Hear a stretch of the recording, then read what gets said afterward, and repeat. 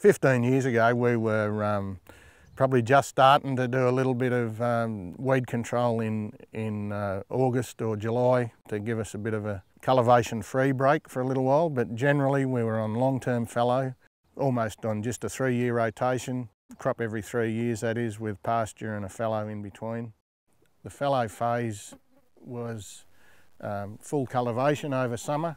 We did do some chemical knockdown in August or July to give us that first initial weed break, and then as soon as we got a rain or a weed started to appear again, we would start a summer fallow program, maybe working it half a dozen times, and in some of those years keeping the fallow bare for 9 months, so it was really exposed to the elements, and wind erosion and soil erosion was a major problem here. And a lot of hours on the tractor. And that's not only time consuming for the person, but it's also putting hours on a tractor, which then you've got to turn them over a bit quicker, or repair them or whatever. So that's how we were working it, and we did run a few cattle as well. That was just part of the farm scene at that stage.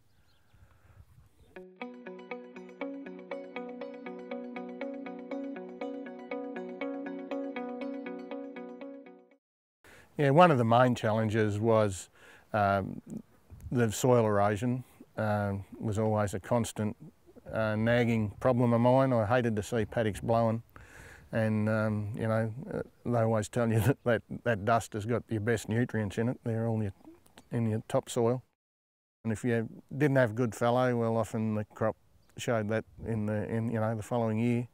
You could certainly see if you let the weeds get away and they used that summer moisture and you lost that disease break, well, yeah, it wasn't as good, so we certainly needed to do that. So that was one of the main problems. The other problem was that we were spending a lot of time on the tractor, so that's a human cost in that while you're doing that, you're doing nothing else. But there was also the cost of running a tractor to cultivate, 5 or 6 times over summer. So that was probably the sustainable part that I didn't really like.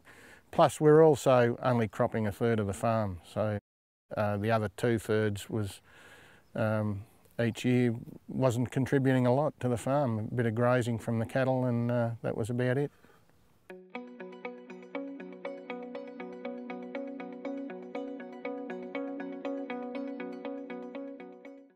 Today we're cropping 100% of the farm using no-till cropping methods and stubble retention. The crops, we're growing a wider variety than previous, and we're also growing some fodder crops so we can still run cattle, which play a small part in the business.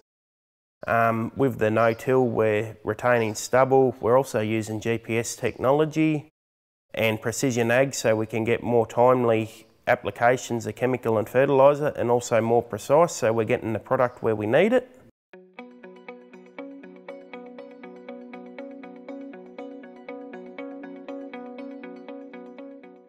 We were just starting to see no-till become quite widespread further south and whatever, and we had this idea that it was just too dry here for it to work. Wouldn't bloody work up here. We're too dry, too marginal. We went on a field trip down south of Alien, down around Woomerlang, and there was a guy there that had a crop of wheat that was at the filling stage, where we did see some direct drill on 12-inch spacings. There'd been about, 30 points of rain the night before, and most of that rain had managed to run into the furrow, so we then sort of opened our eyes a bit and, you know, the water harvesting that you can get from this looks pretty good. So that was probably one of the drivers that we could see that perhaps we should be looking at change.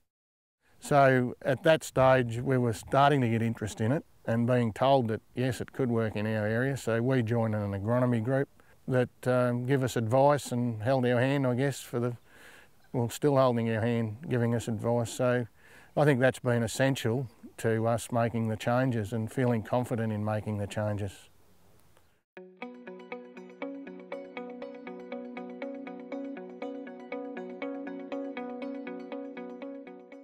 I think we're going to lead more in the precision ag technology, which will allow us to manage our nutrients and our fertilisers and chemicals a lot more precise to the crops we're growing and the zones we're growing them in and the soil types.